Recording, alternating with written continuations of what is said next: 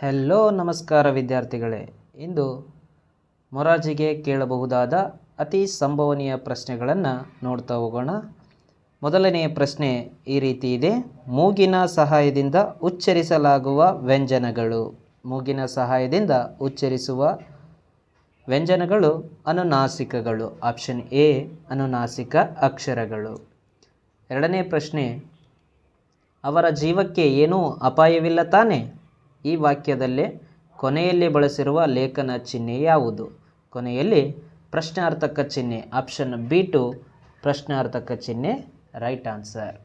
ಇವುಗಳಲ್ಲಿ ಭಿನ್ನವಾದುದು. ನೋಡಿ ವಿದ್ಯಾರ್ಥಿಗಳೇ, ಇಲ್ಲಿ ಯಾವ ರೀತಿ ಕೇಳಾರ ಅನ್ನೋದು ಕನ್ನಡಕ್ಕೆ ಸಂಬಂಧಿಸಿರ್ತಕ್ಕಂಥ ಪ್ರಶ್ನೆಯ ರೂಪದಲ್ಲಿ ನಾವು ತೆಗೆದುಕೊಳ್ತಾ ಹೋಗಬೇಕು. ರಾಷ್ಟ್ರ, ವಕ್ರ, ವಿದ್ಯಾ, ಅಜ್ಜ. ನೋಡ್ರಿ, ಎಲ್ಲ ಅಕ್ಷರಗಳನ್ನು ನೋಡ್ತಾ ಹೋಗ್ರಿ.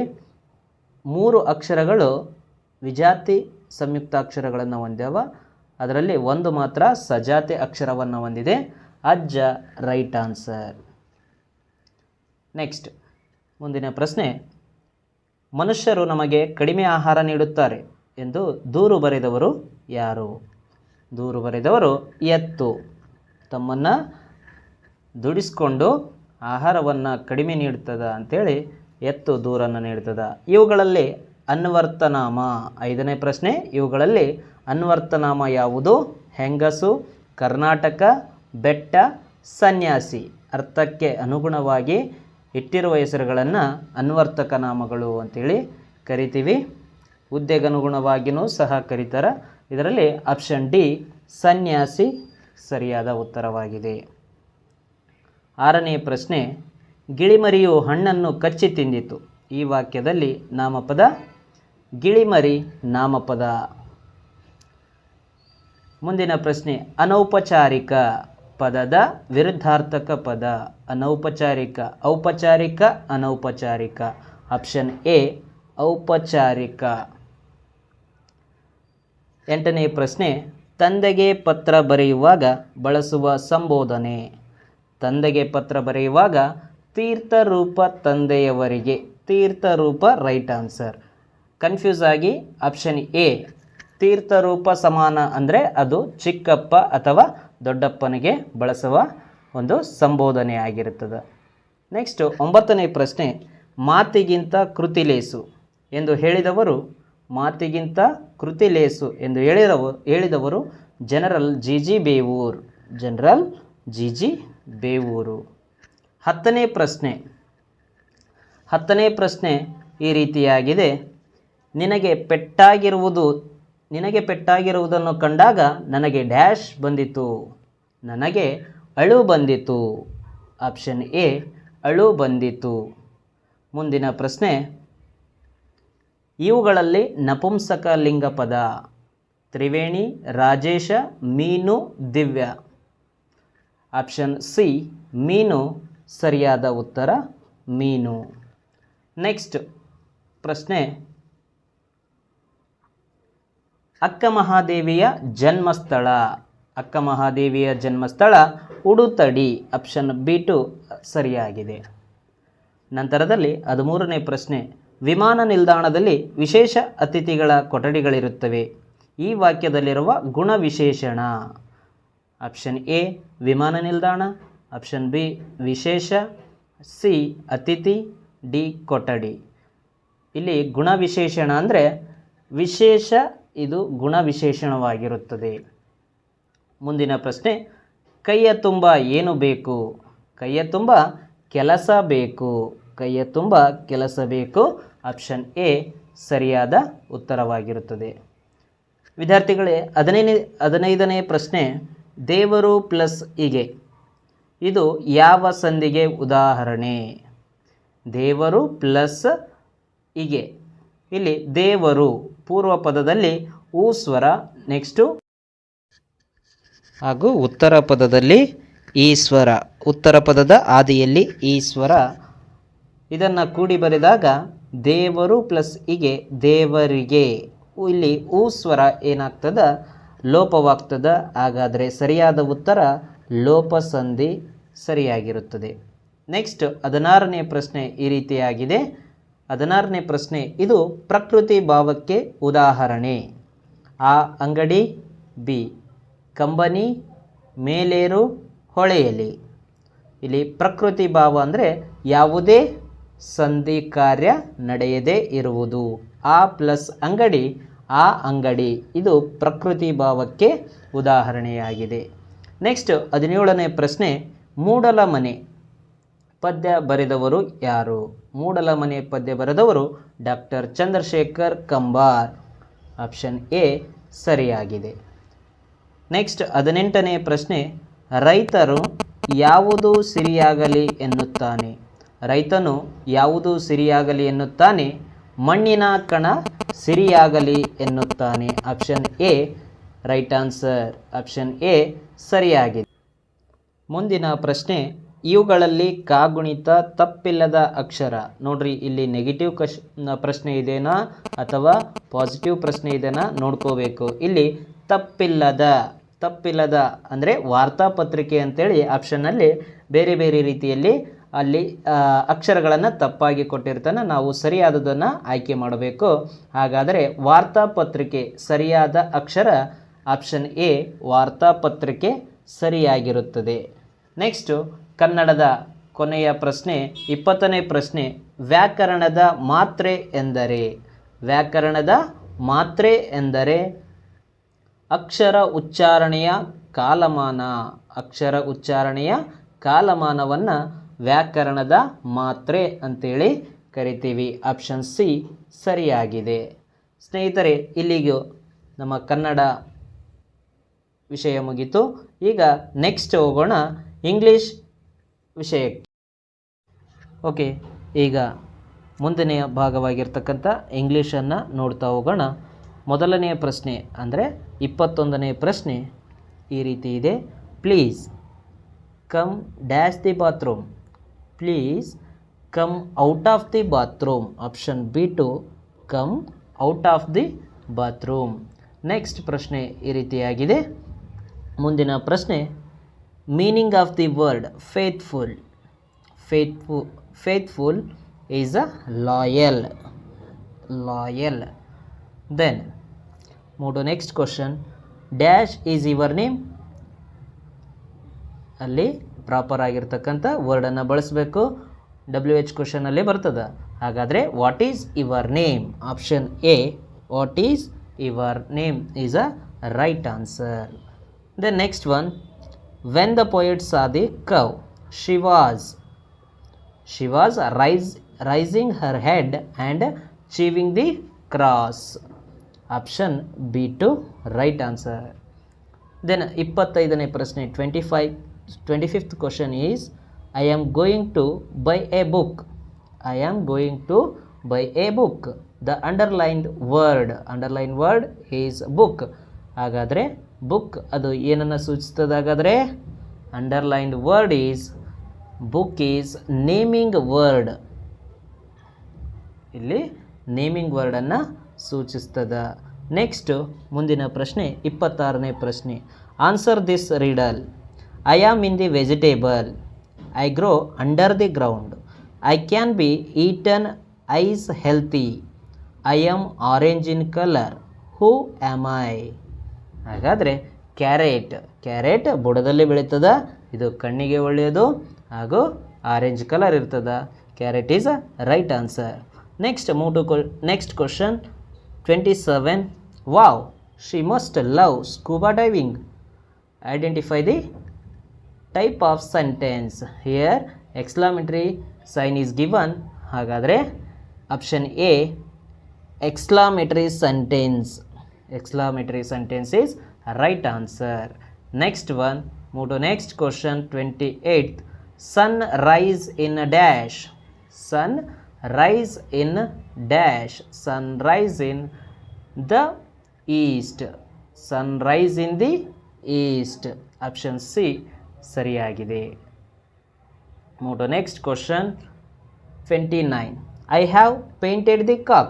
The present continuous tense form of this sentence. Present continuous. Question is asked, present continuous tense form. Here option A is I am painting the I am painting the cock is present continuous tense. Next, move to next question. Dancing. Andhra Pradesh Kuchipudi. Andhra Pradesh Kuchipudi. Then Punjab. Punjab is Bhangra. Punjab is Bhangra. The next one. Okay, next question. I sing songs. The underlined word is sing. Sing is a verb. Sing is a verb. Then next 32. Arunima is girl with an amputated leg had scaled Mount Everest. Girl with an amputated leg had scaled the Mount Everest. Option A is right answer. The next one 33. The feminine gender is host. Feminine gender host is hostess. Option B2 is right answer. Then move to next question. The opposite word of never. Never is opposite always. Never opposite always. Then move to next question. I will continue this story tomorrow. Write the suitable prefix to the underlined word. Continuous. Continuous. Discontinuous. Discontinuous is a right answer. Suffix word. Prefix word discontinuous.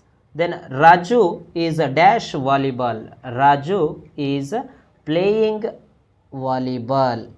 Playing is right answer. Then Phytheas faced many dangers while he was returning and was dash.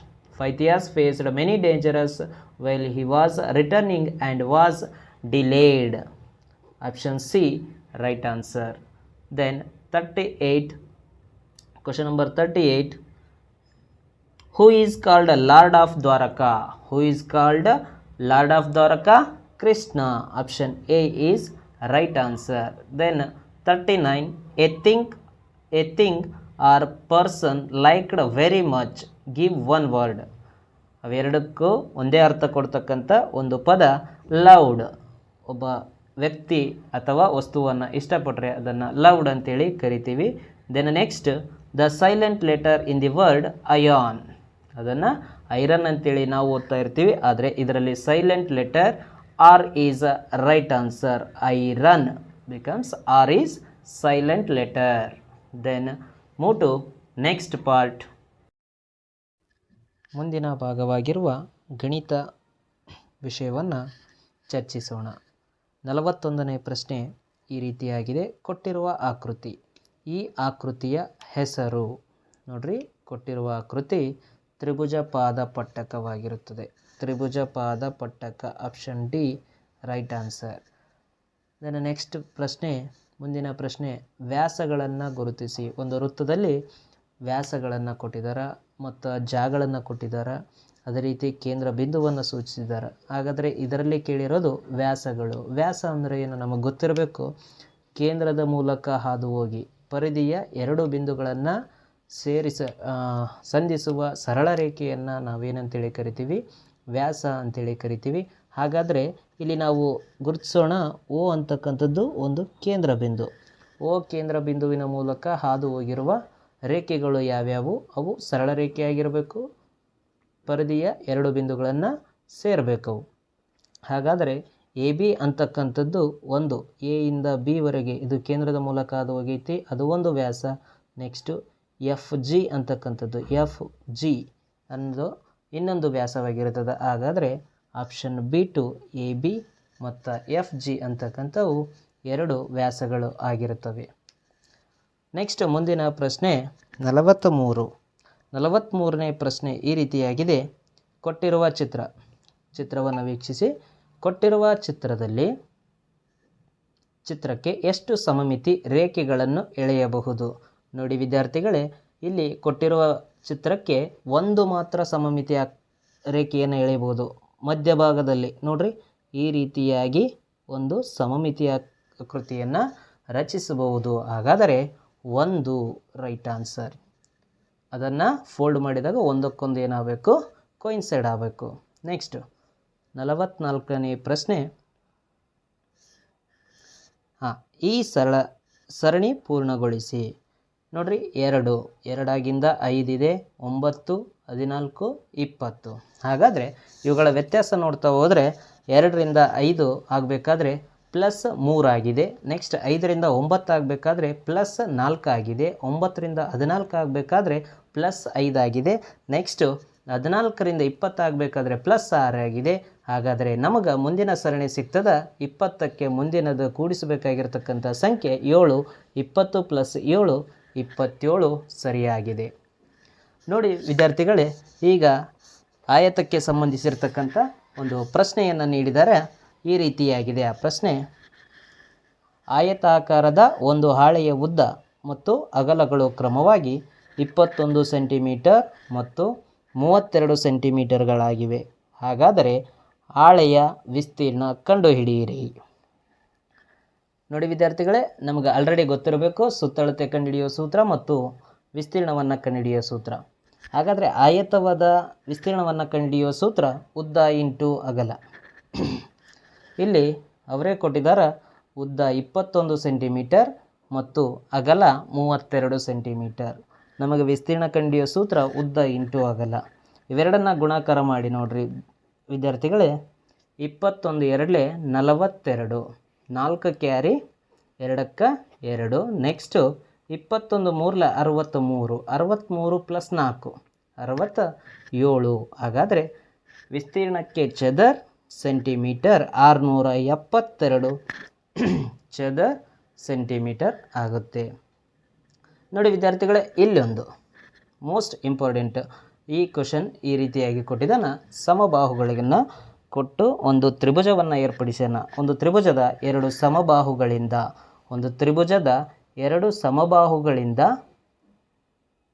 ಸಮಬಾಹುಗಳಿಂದ 50 degree ಕೋನ ಉಂಟಾಗಿದೆ. ಹಾಗಾದರೆ ತ್ರಿಭುಜದ ಉಳಿದ 2 ಕೋನಗಳನ್ನು ತಿಳಿಸಿ. ಇಲ್ಲಿ ತ್ರಿಭುಜವು 2 ಸಮಬಾಹುಗಳಿಂದ ಆಗಿದೆ ಅಂದರೆ ತ್ರಿಭುಜವು 2 ಸಮಬಾಹುಗಳಿಂದ, ಬಾಹುಗಳು ಸಮನಾಗಿದ್ದಾವೆ, ಈ ರೀತಿಯಾಗಿ ತ್ರಿಭುಜ ಬಂತು ಅಂದರೆ, ಈ ರೀತಿ ತ್ರಿಭುಜ ಏರ್ಪಟ್ಟರೆ ಇದಕ್ಕೆ ಈ ಬಾಹುವಿಗೆ ಈ ಬಾಹು ಸಮಬಾಹು 2 ಸಮಬಾಹುಗಳನ್ನು ರಚನೆ ಮಾಡಿದರೆ ಇದಕ್ಕಿರ್ತಕ್ಕಂಥ ವಿರುದ್ಧ ಕೋನ ಸಮ ಆಗಿರ್ತದೆ. ಈ ಬಾಹುವಿಗೆ ಇರ್ತಕ್ಕಂಥ ವಿರುದ್ಧ ಕೋನ ಸಮವಾಗಿರ್ತದೆ. ಆದರೆ ಇಲ್ಲಿ ಆಲ್ರೆಡಿ ಮೆನ್ಷನ್ ಮಾಡಿದನ ಒಂದು ಕೋನವ ಏರ್ಪಡ್ತದಂದರೆ 50 ಡಿಗ್ರಿ ಕೋನ ಏರ್ಪಟ್ಟಿದೆ. ಇಲ್ಲಿ 50 ಡಿಗ್ರಿ ಏರ್ಪಟ್ಟಿದೆ ಅಂದರೆ ಒಂದು ತ್ರಿಭುಜದ ಒಳಕೋನಗಳ ಮೊತ್ತ ನಮಗೆ ಗೊತ್ತದ 180. 180ರಲ್ಲಿ 50 ಡಿಗ್ರಿ ಆಲ್ರೆಡಿ ಏರ್ಪಟ್ಟೈತೆ. ಹಾಗಾದರೆ ಉಳಿದಿರ್ತಕ್ಕಂಥದ್ದು 180ರಲ್ಲಿ 50 ಹೋಯ್ತು ಅಂದರೆ 130 ಡಿಗ್ರಿ. ಆ 130 ಡಿಗ್ರಿಯಲ್ಲಿ 2 ಸಮಬಾಹುಗಳನ್ನು ಕೊಟ್ಟಾನ ಅಂದಾಗ ಅಲ್ಲಿ ವಿರುದ್ಧವಾಗಿರ್ತಕ್ಕಂಥ 2 ಬಾಹುಗಳ ಮೊತ್ತ 130ಕ್ಕೆ ಸಮನಾಗಿರಬೇಕು. ಹಾಗಾದರೆ ಒಂದು ಕೋನವನ್ನು ಕಂಡುಹಿಡಿದ್ರೆ ಅದು ಇನ್ನೊಂದು ಕೋನ ಅಷ್ಟೇ ಆಗಿರ್ತದೆ. ಹಾಗಾದರೆ ಡಿವೈಡೆಡ್ ಬೈ 2, 2 1 2 65. ಹಾಗಾದರೆ ಆನ್ಸರ್ ಬರ್ತದೆ 65 ಡಿಗ್ರಿ ಒಂದು ಕೋನ ಆದರೆ ಇನ್ನೊಂದು ಕೋನ 65 ಡಿಗ್ರಿ. ಆಪ್ಷನ್ B2 ಸರಿಯಾಗಿದೆ. ಮುಂದಿನ ಪ್ರಶ್ನೆ 47. ಒಂದು ಚೌಕಾಕಾರದ ಕೋಣೆಯ ಉದ್ದ 8 ಮೀಟರ್ ಇದೆ. ಹಾಗಾದರೆ ಅದರ ಸುತ್ತಳತೆ ಕಂಡುಹಿಡಿಯಿರಿ. ನಮಗೆ ಮೊದಲೇ ಗೊತ್ತಿರಬೇಕು ಚೌಕದ ಸುತ್ತಳತೆ ಕಂಡುಹಿಡಿಯುವ ಸೂತ್ರ. ಚೌಕದ ಸುತ್ತಳತೆ = 4 ಇಂಟು ಬಾಹು. ಹಾಗಾದರೆ ಅಲ್ಲಿ ಉದ್ದ ಅಂದರೆ ಬಾಹು ಅಂತೇಳಿ ಕನ್ಸಿಡರ್ ಮಾಡಬೇಕು. ಹಾಗಾದರೆ 4 ಇಂಟು ಬಾಹು 8 ಮೀಟರ್ ಕೊಟ್ಟಿದ್ದಾರೆ. 4 8 32 ಮೀಟರ್ ಕೊಟ್ಟಿದ್ರೆ ಮೀಟರ್ ಅಥವಾ ಸೆಂಟಿಮೀಟರ್ ಕೊಟ್ಟಿದ್ರೆ ಸೆಂಟಿಮೀಟರ್. ನಮಗೆ ಕೊಟ್ಟಿರೋದು ಮೀಟರ್ ಕೊಟ್ಟಿದ್ದಾರೆ. ಹಾಗಾದರೆ ಸರಿಯಾದ ಉತ್ತರ ಆಪ್ಷನ್ ಎ 32 ಸೆಂಟಿಮೀಟರ್ ಆಗುತ್ತೆ. 32 ಮೀಟರ್ ಆಗುತ್ತೆ. ನೆಕ್ಸ್ಟ್ ಮುಂದನೆಯ ಪ್ರಶ್ನೆ 48ನೇ ಪ್ರಶ್ನೆ ಈ ರೀತಿಯಾಗಿದೆ. ಒಬ್ಬ ನೌಕರನ ಒಂದು ವಾರದ ಸಂಪಾದನೆ ರು 3661 ಆಗಿದೆ. ಹಾಗಾದರೆ ಅವನ ಒಂದು ದಿನದ ಸಂಪಾದನೆ ನೋಡ್ರಿ, ಒಂದು ವಾರಕ್ಕೆ 7 ದಿನ ಇರ್ತದೆ. ಆ ಒಂದು ವಾರದ ಸಂಪಾದನೆ ಅವರೇ ಕೊಟ್ಟಿದ್ದಾರೆ 3661. ಇದು 3661 ಒಂದು ವಾರದ್ದಾಗಿತ್ತು ಅಂದರೆ ಡಿವೈಡೆಡ್ ಬೈ 2. 7ರಿಂದ ಭಾಗಿಸಬೇಕು. ಒಂದು ವಾರಕ್ಕೆ ಒಟ್ಟು 7 ದಿನಗಳು. 7ರಿಂದ ಭಾಗಿಸಿದರೆ 7 1 7 5 35, 1 ಉಳಿತು ಮತ್ತು 16 ಆಗ್ತದೆ. 7 2 14, 2 ಉಳಿತದ. 7 3 21. ಹಾಗಾದರೆ ಒಂದು ದಿನದ ಸಂಪಾದನೆ 523. ಆಪ್ಷನ್ ಸಿಯಲ್ಲಿ ಇದೆ. ಹಾಗಾದರೆ ಸರಿಯಾದ ಉತ್ತರ 523 ಸರಿಯಾಗಿದೆ. ನೆಕ್ಸ್ಟ್ ಮುಂದಿನ ಪ್ರಶ್ನೆ 49ನೇ ಪ್ರಶ್ನೆ ಈ ರೀತಿಯಾಗಿದೆ. ದಶಭುಜಾಕೃತಿಯಲ್ಲಿರುವ ಬಾಹುಗಳ ಸಂಖ್ಯೆ.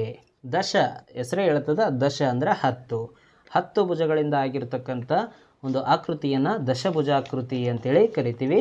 ಆಪ್ಷನ್ ಡಿ ಸರಿಯಾಗಿದೆ. ಆಪ್ಷನ್ ಡಿ 10 ಸರಿಯಾಗಿದೆ.